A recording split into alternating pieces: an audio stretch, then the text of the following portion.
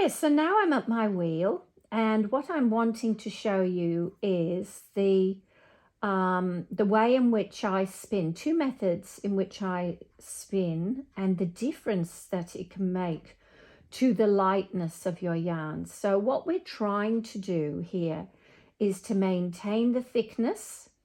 We're trying to maintain the meterage, but we want the yarn to be lighter. So when I normally spin, I would normally spin a worsted style. Here we go. I'll just attach this fibre, a little bit lumpy there. There we go. And I would sit back and I would spin in this manner, always watching the drafting triangle here and elongating my fibres.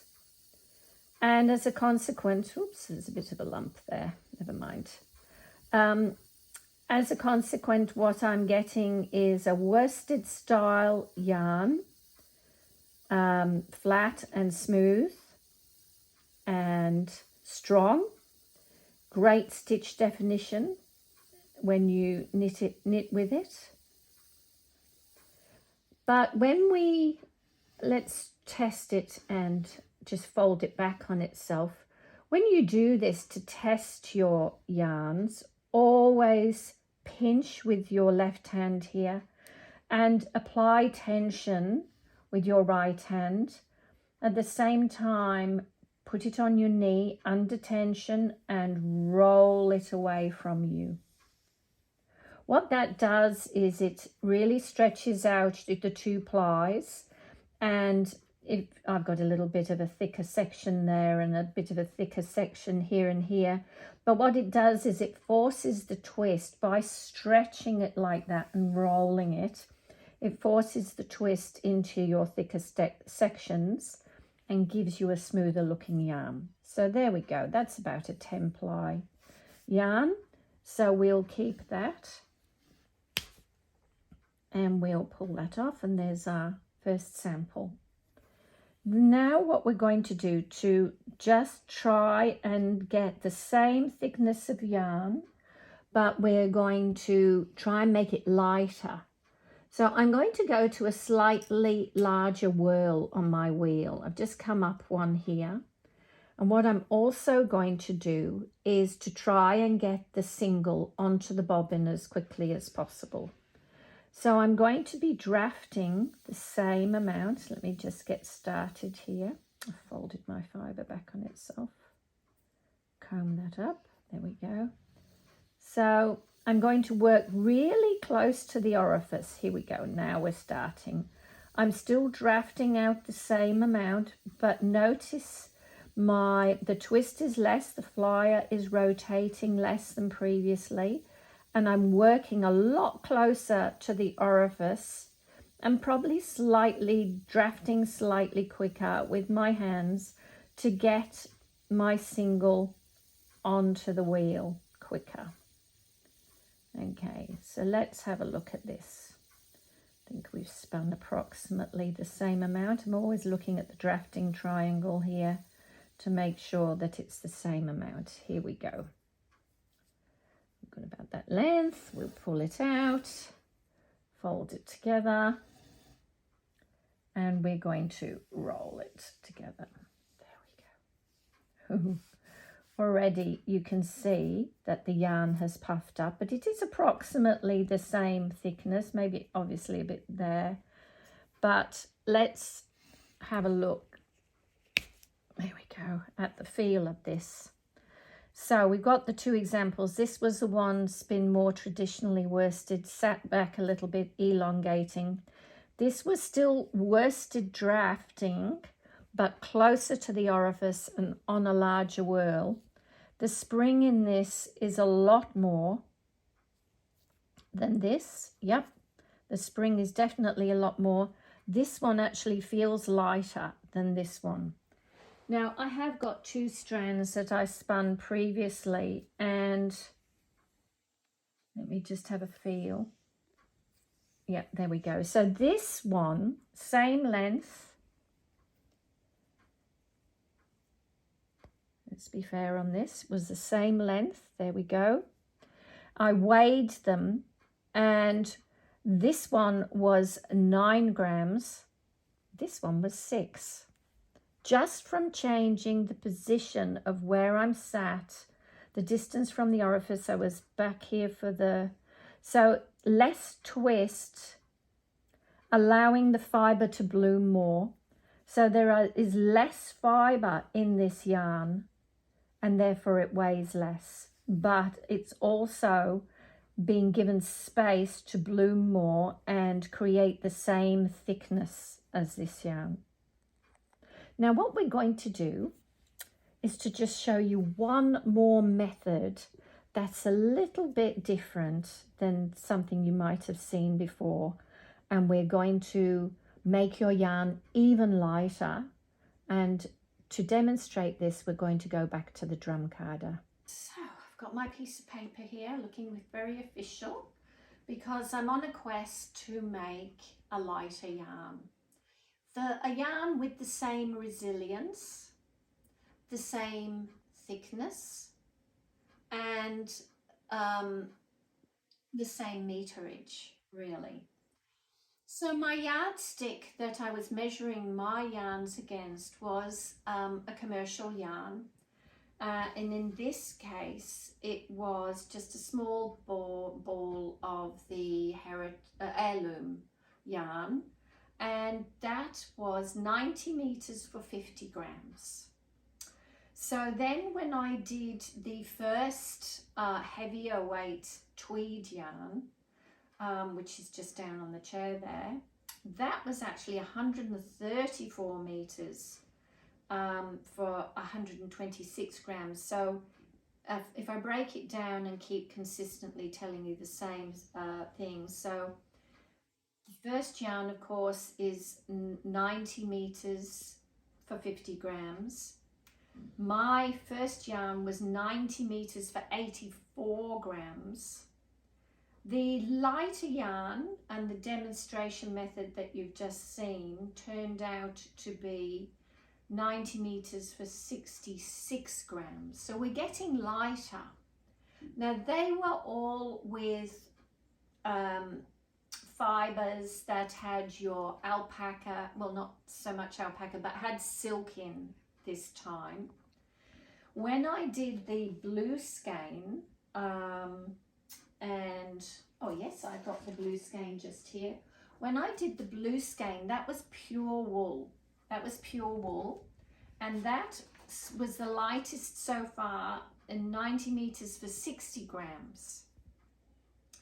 But then I thought about another method that I have shown on my YouTube channel before, but a blending of the two. You might have seen my video where I pop my fiber onto the drum carder at right angles to the drum rather than straight into the drum to give more of a woolen crisscrossed mesh to structure to the fiber. Well, when you bend the fibers, of course, you know that wool fibers always want to straighten out. If this is the length of your fiber, it always wants to straighten out. If you bend it, it will spend its life trying to straighten out. And so what it does by doing that, it puffs out your yarn and it allows air to go into it and it makes it lighter. So I've shown you this in this case by creating the woolen strip in a different color so that you can see where the component of this lies. So this is the worsted. This has been fed onto the carder straight on. This has been fed onto the carder at right angles to the drum carder, and so therefore has a mesh-like appearance to it. When you spin it, and in this yarn you will see that occasionally the white has come to the surface. When you spin it, what it does is it gives the fiber a lot of spring, you can draft very little fiber and yet, as you can see, get a substantial, this is a 10 ply, it wraps per inch, it measures to be a 10 ply yarn. And guess what? This worked out to 90 meters at 56 grams. So we're only 6 grams heavier than a commercial yarn. We've got the same thickness of yarn and nearly, well, you know, our meterage will be there, and yet we're only fractionally heavier than a commercial yarn. So let me show you how to do this. I'm quite excited about this method because we get the resilience of the worsted preparation and the benefits of a woolen preparation. So once again, I am steaming my fibers, and in this case what I'm going to do is I'm going to keep them all the same color, because you've seen the example of the white section and you have an understanding of where it's positioned. So this was just a bag of wool laps from Bendigo Woolen Mills. So we'll turn that off. So we've steamed all this, it's nice and open, and this is all steamed as well. Naughty me didn't quite clean my card before, but that's okay. We'll still get the same. Engage the brush. And for the first layer, we are going to apply our fibre straight onto the carder. And so we will do this, slowly going around, and it will come up on the card and you'll see it. And what I'm going to do is just angle it slightly so that it travels across the drum evenly. So slowly does it. Got a little bit of orange fibre coming through, but that's okay. Won't be on National 9 News. Here we go, across the drum. Just keep it there at this end, and it will gradually come across and fill up your drum. So there's my first layer of the worsted, more of a worsted straight on to the drum. I'm just going to apply that last little bit. So I took an opportunity to just put another layer of wool on the drum carder, and now I've got this piece that I just steamed before. Now I'm very fortunate, it really is almost the width of the carder.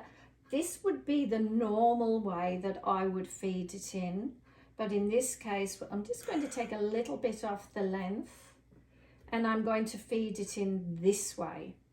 So we're just going to open it out a little more so that we don't cause a traffic jam when it hits the transition part from the liquor into the main drum.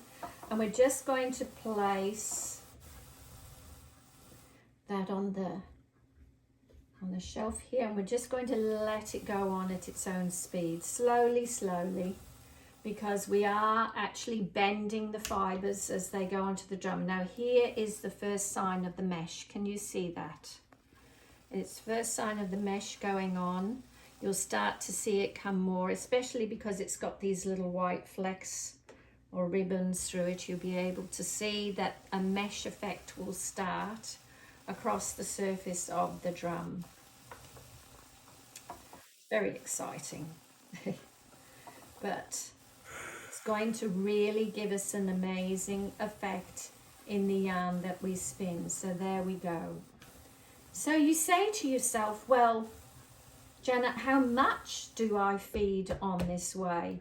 If I've got 100 grams that I can fit on this drum, my suggestion and the proportion for that yarn was 1/3.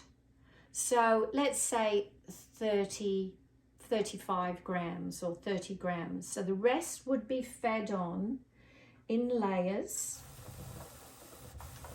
I mean, in that yarn I only had one layer, but this yarn I would now put a layer of the normal worsted weight or worsted way preparation. I mean, technically carding isn't a worsted preparation, but you understand what I mean. We're putting our fibres in alignment now this way. I'll start this way, yeah, backwards and forwards, because I'm basically applying the wool top, and this has all been steamed, so it's beautifully open. It just makes carding so much simpler. If you take one thing away, a habit that you take up, if it's steaming, I will be a happy spinner. All right, so I'm just going to take the ends off there. You can see from this that normally we'd be feeding it that way onto the drum, so we are going to just place it at right angles, and once again we're just going to let it get taken up at its own pace, just opening it out a little bit. And we will be able to see, especially in the doffing channel, I mean, you can see how straight that is from my last passing through a fibre. And now we're going to pass this through on a more woolen process. And now you can start to see the fuzziness happen across here, and especially the meshing happening. I can see it particularly as I'm looking down on the tines this way.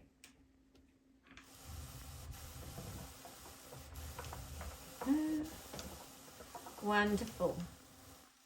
Oh yes, you can see the crisscrossing now rather than the straight lines, the little mesh. And then once again, I would place through fibre. This has all been steamed. I'm like a broken record, I know. Place that through, just open it up a little bit more. Notice I don't do that while I'm turning the drum, because otherwise that would then just wrap the fibre around the liquor in. Here we go, seeing the straight lines. Now they're going to go on in that fashion, and basically card, put a layer over the top of that woolen.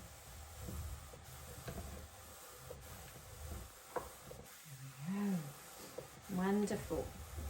And so you could then do layers of your woolen until you've basically filled up your carder.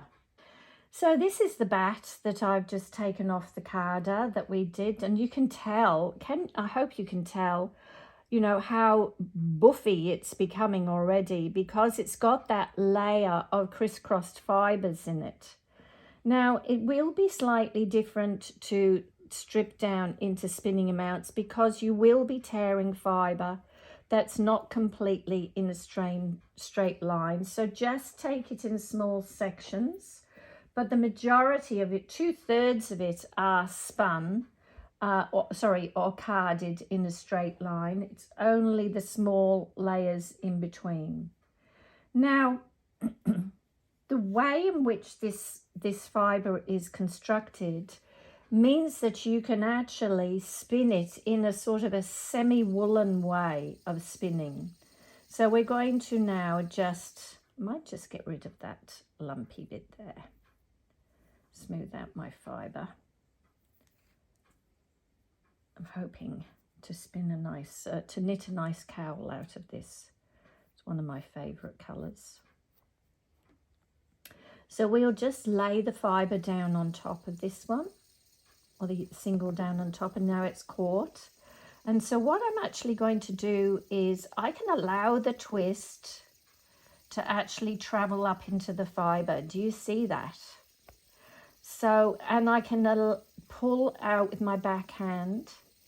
But what I'm doing is I'm rolling to open it up. So I roll a little and then I draft, roll and draft. I'm working still quite close to the orifice, and you start to get into the rhythm of things. It takes a little while, and then always turn your backhand with the fibre so that you're taking up the next fibre or the next peak of fibre for you to draft from. So when I roll it, I'm like undoing the twist here. So when I roll it like that, I can then pull out of my fibre stash in my backhand. And then I can control the drafting triangle as well. And I'll get a really nice even yarn that has a woolen core to it, or some woolen aspects to it, I should say, because sometimes the woolen will be on the surface of this single, but oftentimes it will be trapped between two fibres that are in a more worsted alignment. Just turning my backhand here so that that peak of fibre comes under or closer to the drafting triangle. Okay, so this is the style of yarn that style of spinning that I did for that yellow yarn, and this got me the lightest result of all. Let's just fold it back and roll it together, and you can see now how it becomes quite a tubular yarn. So the ply angle is quite defined, probably 10 o'clock, 4 o'clock. But look at the spring I'm getting in this, and the lightness, it just feels like nothing. And that's the important thing for this project. I do hope that you try some of these methods for spinning a larger project, and don't forget, you can always contact me or put a comment down underneath the videos, and I'll try my best to answer any questions that you have. Thank you so much for your time.